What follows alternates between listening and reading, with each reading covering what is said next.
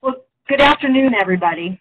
This is Tanya Elliott, and I am one of the twin specs here at MedStar Washington Hospital Center, working with the International Consortium of Circulatory Assist Clinicians in concert and fueled by MyLVAD, which we're really excited to have this venue for presentation. Very pleased to introduce to you Brett Dodd. Brett is the Assistant Nursing Director of the MedStar unit at MedStar Washington Hospital Center. It's a highly specialized trauma unit that has been the hub of emergency care for VAD patients in the Washington area for years.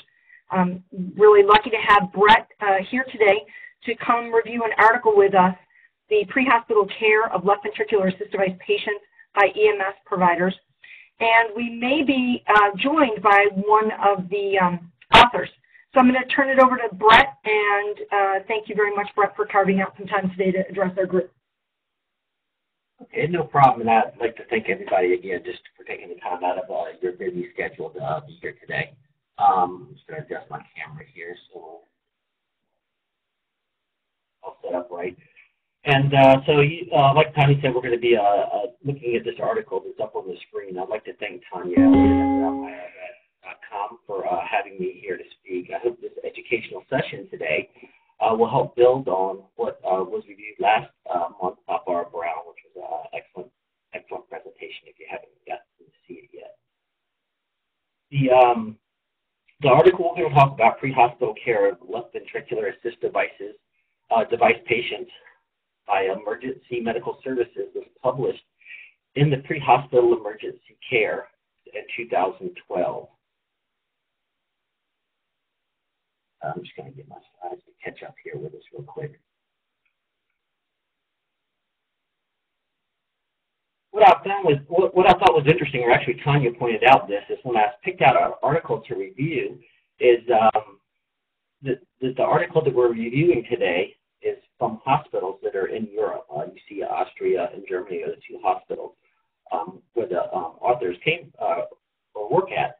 So this shows that this is not just an issue in our area here in DC, or just not in the area that you work in, but it's an international or a global issue. So I thought that was very interesting for sure. Some of the objectives we're going to talk about today, which are stated here, is we're going to talk about 4 causes of increased frequency of EMS contact with the LVAD patients. We're going to talk about some recommendations for improving the care on dealing with this LVAD population. We'll talk about the resources that are available for EMS providers to access the just plethora of information that's becoming available on LVAD information. And it'll kind of help you know where you can go to get good quality information.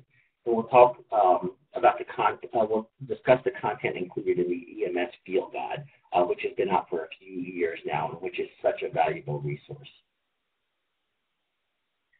So LVADs have come a long way from the first generation of pulsatile devices now to the second and third generations of the non-pulsatile devices. The advantage is that the devices are becoming smaller, the durability is becoming much better, and there's a much better improved 1-year survival rate. Now, what does this mean? Well, it means there's a much better quality of life for the patients. And it also means, which can get a little bit tricky, is that they're doing more. They're going more places and they're traveling. I remember years ago, we had a call from somebody from Minnesota that was going to come to the area, and they just wanted to let the LVAD centers know that he was coming to the DC area in case something happened to this LVAD. He would become a entire facility. And I remember sitting in MedStar thinking, whoa, this guy's traveling with an LVAD. And now, I mean, you're going to see these guys out in the community, in the mall. I can tell you at least 2 incidences where I've seen somebody just out in the community by themselves, and I'm looking at them, I'm like, I bet you there's an LVAD. I need that shirt. So definitely we're going to, there's many more chances for us to come in contact with these patients. They're being used as destination therapy, and you see the DT on there. You'll see us refer to the DT in this PowerPoint. They're placed in DT or destination therapy. They're not a candidate for a heart transplant, and this could be because of lots of comorbidities. But for some reason, they're not a candidate for a bridge transplant. And there's a higher percentage of the patients receiving permanent support from the destination, there's a higher percentage of patients receiving a higher percentage of support from these LVADs. And the patients that are awaiting transplants, they're spending more time on these LVADs. So what this is doing is this is increasing the chances that even in a pre-hospital setting you're going to come across this patient. And it may surprise you when you get there, or you may have that information before you are dispatched to it, but they're definitely out there. Let's see, we're going to be faced, EMS will be faced with these LVAD patients in life-threatening situations where fast and correct handling is definitely going to affect the outcome of the patients that you have, and it's going to, having a good understanding of these patients will definitely help the stress level on the call. And you know, the same way in my unit is that if the stress level gets out of hand, the call gets out of hand, and something that could be simple like a sprained ankle with an LVAD all of a sudden becomes this really monster case for us to handle. So the article discussed two interesting cases. Now, one of them is one of the older devices. I thought we will review both of the cases because I think they both bring up some good points. The first one is a 36-year-old male who was at home after a lengthy hospital admission. He had a pulsatile device, so the old XVE is what I'm assuming it was. It didn't mention the device, but it was placed as a bridge to transplant, and water entered the device. The patient was showering, and the vent came in contact with water, and so the vent allowed straight access to the device. So somehow water got into this vent and caused some malfunction in the device. But it is worthy to note that the device had been in place for 1 year. And the article really didn't discuss whether maybe the patient became a little bit more complacent with the device. But I could see from my standpoint where that would probably be easy to do after you're showering with this device for a year. But when they did enter the device, the device started to malfunction and some alarms started sounding, numerous alarms. The alarms were they had a flashing yellow battery, a red heart, and a yellow wrench alarm, and that was indicating a pretty serious problem. And if you remember back to the old XVEs, the yellow wrench was a power or controller problem. It could have been a power limit rate or a control issue. And a yellow battery equals low battery life, and a red heart low beat or just an inoperable device, or there was a low stroke volume or low flow rates.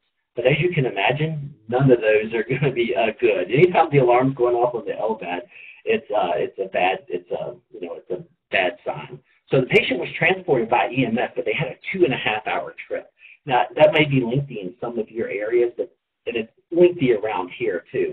But I can tell you that coming from some of our southern areas, like if they're coming from southern Maryland area, it can be a lengthy trip. And 2.5 hours in D.C. doesn't mean 120 miles. That could easily mean 15 miles.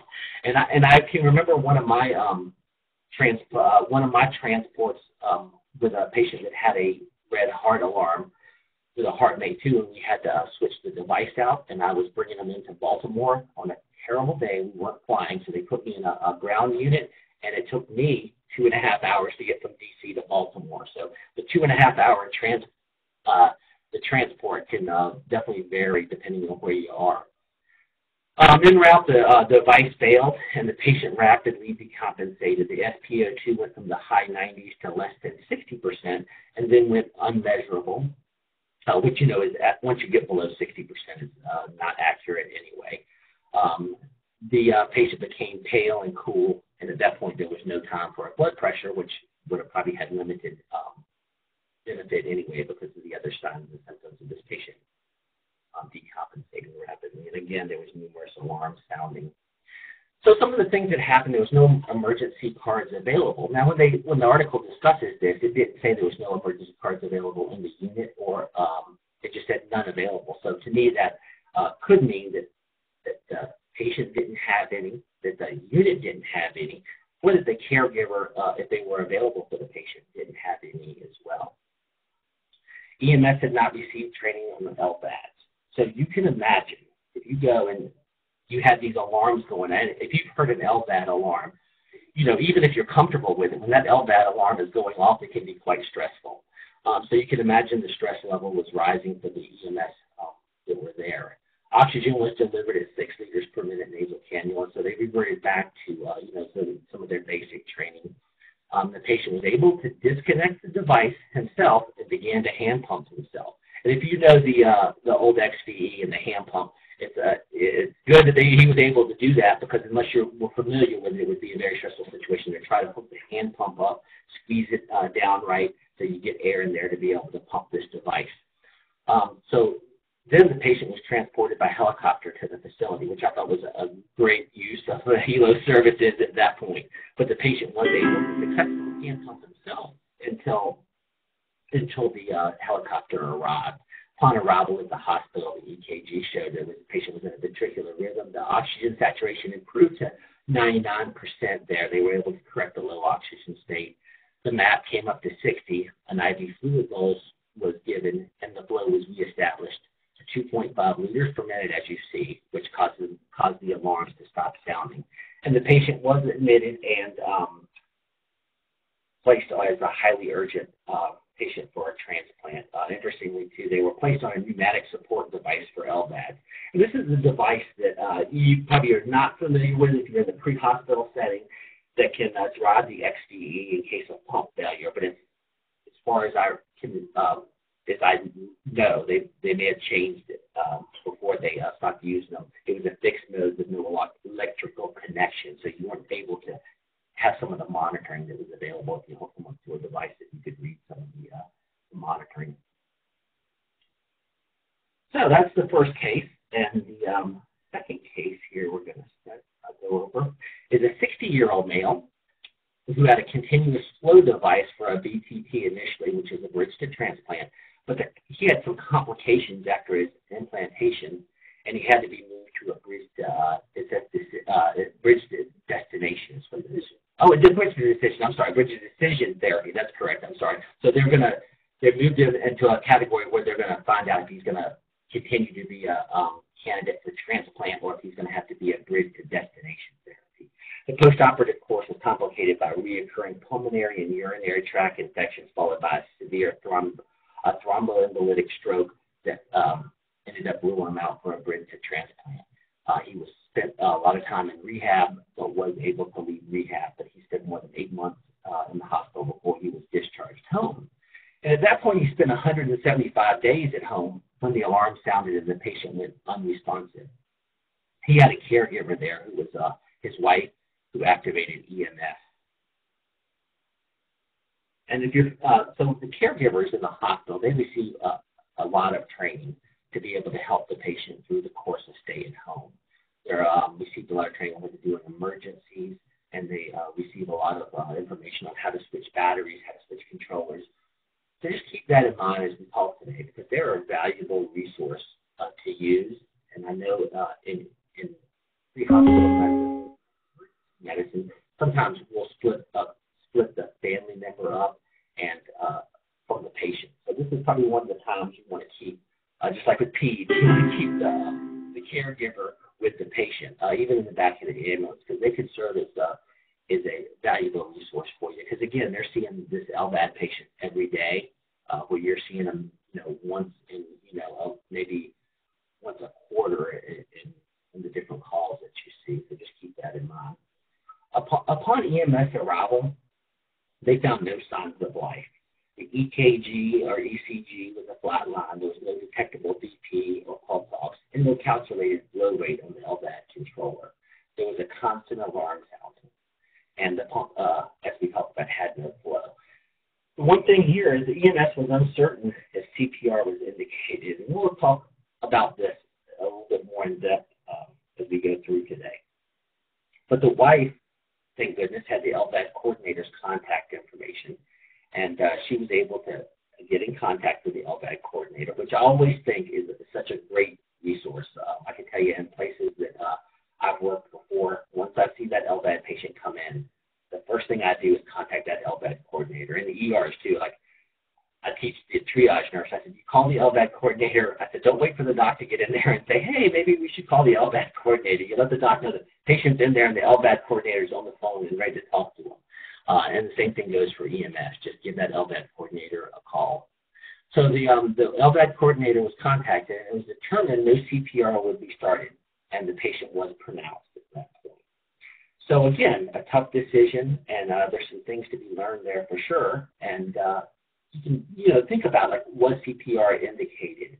I think it was a great idea that they had to call the LVAD coordinator to find out if they wanted to do CPR, if it was indicated for the device. The article talks about the wife's wishes and why they didn't start CPR. But I thought this was just a great kind of case where we didn't just jump into CPR. We took into consideration what the patient's and the wife's wishes were and what the LVAD coordinator's recommendations were. But again, this puts EMS in a tough spot because we can't just go out there and decide not to do CPR. So you'll see some of these recommendations are really built around protocols. And talking to Barb Brown about this stuff, who's just kind of the LVAD guru in this area at the hospital care, she said, Brett, make sure you really point out that, protocols and policies are so important in these devices. And so I just want to echo her thoughts on that because I thought those were just great points. So the article discusses training. One, they talks about who should be trained, which is a good question because, if you're working in a tiered system, you could be an EMT that's going to come in contact with these patients right off the bat, and you could be stuck with them for a little bit before paramedic arrives. So who should be trained is a good question. What information or devices should be included, and how should the training be structured?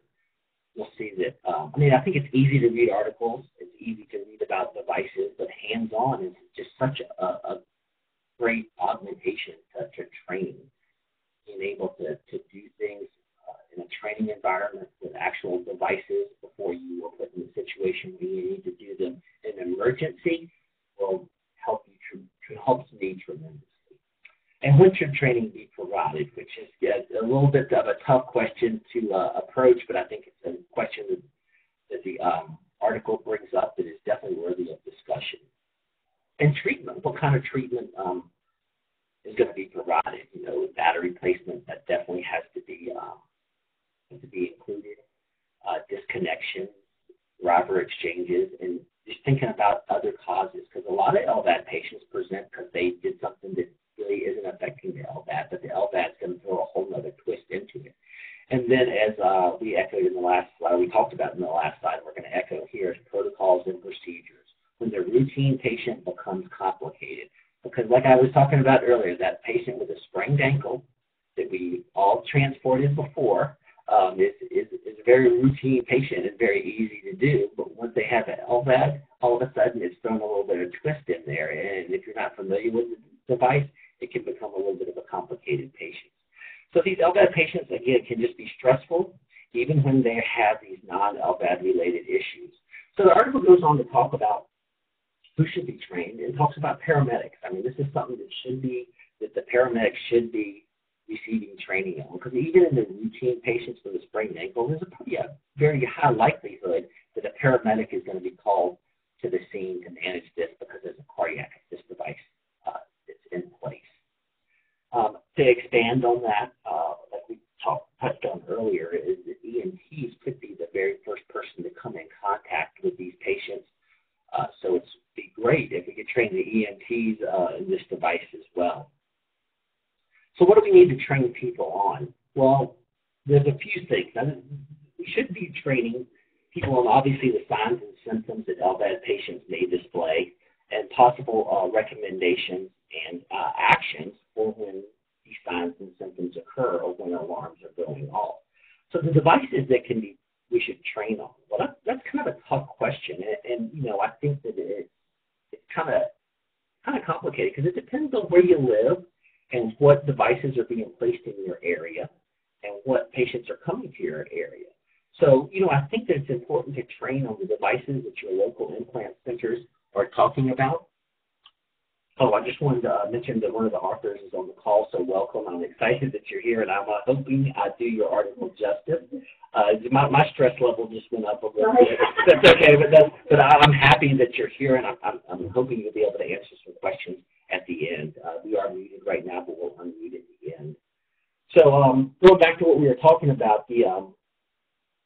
so some of the devices that we need to think about is the ones that the local implant centers are training on. But some of the things that we do here is that when a patient is transported to the first due area, back home, we contact that first due area and we say, hey, there's a heart MA2 or a heart rate patient in your area. We'd like to provide some training to the local EMS stations and to the local hospitals, which I think is a great idea. But as the article talks about, with the quality of life improving on these patients, you may be getting one device in Kansas, and that may show up in your hospital, and you're not putting them in, or is any LVAD center in the area. So there is a lot of devices out there. Now we're getting into the total artificial hearts too. So there definitely has to be some thought, and I think that's definitely a great question to raise with your precincts or your areas on what devices should be included in your training. And how should the training be structured? The article talks about just structuring it around procedures and protocols. Again, the article talks about including the difficulty in obtaining vital signs, because if you watched BARDS last week, you'll see some of these devices that you're going to feel a pulse. Good, but just because you're not feeling a pulse doesn't mean that the device isn't working. The poor pulse ox readings, because pulse ox works on a peak and a trough, so as these continuous flow devices are getting out in the community, you're not going to get a good pulse ox. So now you've taken all these tools that we hold so dearly to be able to put our patients into our protocols or decide what we're going to do with them, and we kind of throw them off the door. And you know what? Like the blood pressure is another thing that can be difficult to obtain. You're going to put them on if you're using. I'm assuming that most areas don't have a Doppler, so they can't do a blood pressure using the Doppler. But you can put them on your regular blood pressure cuff, and you may get a pressure that's very close together. You'll have to start using. You'll have to start to learn to use the map. So again, those are just things that we need to be aware of when we're training. Also, management of the cardiac defibrillators. Management of cardio defibrillators malfunction, what to do with the patients in defib and the LVAD patient, the care of the LVADs just in general. Oh, I'm sorry. I thought we had an hour. I'm sorry. I'm going to hurry. EKGs are usually reliable unless there is a total artificial heart where they could be an asystole. Cap refill is always a good indicator to use, though. And when someone is discharged from home, we talked about this to the local EMS stations, they should receive training or a refresher on the device. Something, again, as simple as knowing how to correctly insert a battery can save a life. So it's really important that we would know just some simple things like that. Some of the article's recommendations for improving is the caregiver and EMS collaboration. We talked about that. Just having that caregiver stay with them. They're a great resource on the device. Training for paramedics and really targeting training to providers when the patient is discharged home. And reference cards. It's so important to have a reference card because there's so many devices out there. There's so many questions you're going to have. It's great to have a reference card that's going to walk you through these alarms because there's just so many out there and with limited brain space in my case. So I like to have a card I can go to. And to be able to contact an LVAD coordinator that's 24 hours, that's available 24 hours. So those hotline numbers are great to have, and they're great to get and contact them because then you're in touch with the experts right away. So the article conclusion is the LVAD patient population is definitely increasing, so there's an increased chance you're going to see it. EMS will encounter these patients at a greater frequency, and patient care can be definitely improved by looking at the way we're training, setting in place some good guidelines, and having protocols in place. So when it comes time where you have that patient that is in arrest, whether or not we're going to do CPR. So suggestions for streamlining patient, just make sure that you have that patient so they can advocate for themselves and their caregivers can advocate for them. We triage them appropriately, and that we featured and trained. And just to talk a little bit about what we do, you see this is a card that we provide. We provide this to the patient, Tanya, is that correct? So we encourage our patients to make that connection with their fire station themselves. So we send the patient out there, get them to introduce themselves to the fire station, and then we make sure that they do that by having them bring the piece of paper back and keeping it in their file so that we know that that fire station has been contacted. And then we have the contact to go ahead and call and offer more training. And some of the things that we've done here at Washington Hospital Center, we have a algorithm that's in place. Our unit will get any LVAD patient that comes in that can't manage it or has an alarm. These are always great things to have in place in your protocols. This could work with CPR as well.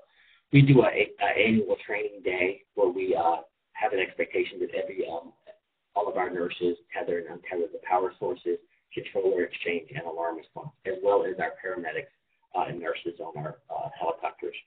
Every Thursday, we have a field lab set up in the hospital, and we make it mandatory that all of our employees attend this. Some great resources that MyLVAD.com site, and I have this link real quick, I just want to go to it. Go in here, there's just, if you look under for medical professions and register, there's just tons of information for EMS. The field guide is there. The 2014 the Mechanical Circulatory Support Organization has got a terrific field guide that you have to download. It's color-coded with the devices in our area are color-coded. I think that's nationwide now. Is that correct? And then you can match the guide with the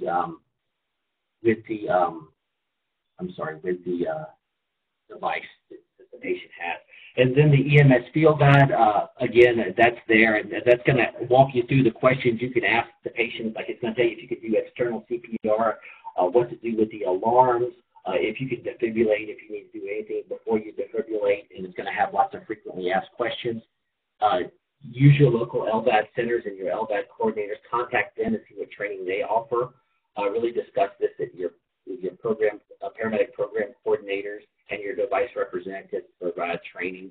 Make sure you implement this into your assessment, and don't forget the simple things like making sure that the other causes of your AEIOU tips, your other causes of unresponsiveness are checked. If you have an unresponsive patient, being careful with things like trauma shears in your trauma patients. It may have been a device failure. They hit a tree. You go to cut off their clothes and you cut the drive line. So be careful with that. And I think now we'll end and we'll talk a little bit about, or we'll open it up for questions. Tanya, are you ready for that? I'm interested in this. Yeah, let me, I'm going to unmute here real quick. I'm just going to minimize this. And all guests are no longer muted. Okay, so does anybody have any questions? I'm particularly interested in our author that's joined us. Jeanne, do you have anything that... Hello. I know you said your voice is a little scratchy. We hear you. Yes, great. Thank you very much for that nice presentation. I'm sorry about my voice today. I have a cold. So no, really no question, but some comments. We try to train our emergency services since 3 years in Berlin now. We have, because we had we have a lot of patients still ongoing. So we have nearly 300 now. And we train the police, and we train the fire department, and we train the paramedics and also the doctors every year. And we structure as followed. We give presentations about alarms and technical issues, and we created a checklist. What is special in that patient, for example, maybe they have no blood pressure and so on. And then we go further to the hands-on. I think that's the important thing, going further to hands-on, because they are not very well trained. They have no ideas what to do with the batteries. And the other important thing is giving emergency cards and phone numbers. So that's what we are doing in Europe. I'm interested, you said you train the police. Did I hear you right? Yes, Yes, we train the police as well because on the airport, some patients are flying to holidays and so on, and we have always trouble with the police on the airport, and we had already policemen finding unconscious patients lying on the street, and we train the police as well, and they are really interested in that field. So, who does the training? Is it the VAC coordinator?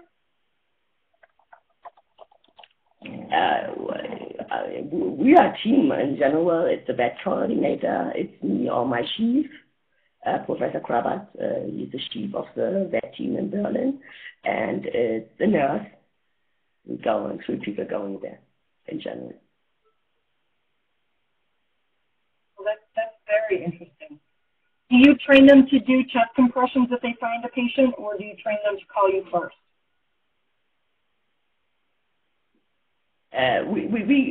We train them first check the patient consciousness, breathing, and then check what's up with the hemodynamics. And the next step is calling the VAD coordinator, because if two people finding a VAD patient, someone can start calling and the other one can check. It just takes 30 seconds to check the patient. And the other thing is, okay, taking care, maybe there is no pulse and maybe there is no blood pressure, but the patient is still on good hemodynamics. That's another point. We had a case, someone started chest compression in an unconscious patient, but with good hemodynamic. So it can be dangerous. Yeah, what do you think?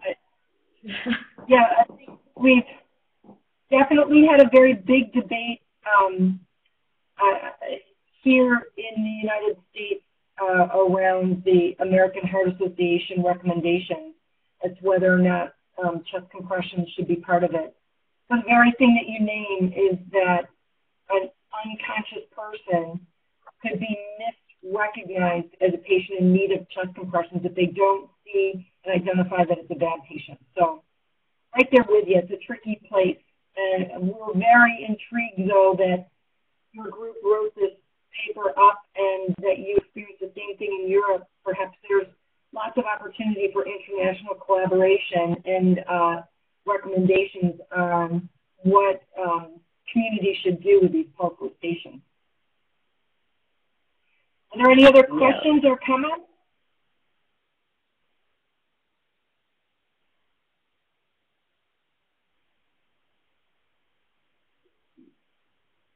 Not from me. Okay, I want to thank our presenter. Thank our presenter, Brett Dodd, and our author for joining us. And if you answer the questions, there's an opportunity for CEUs. And if you're listening to this at your own convenience and weren't able to join us live, we thank you for your participation on your own time. And check out the other MyLVAD Journal Club offerings, and we'll see you next month. Thanks, everybody. Thank you.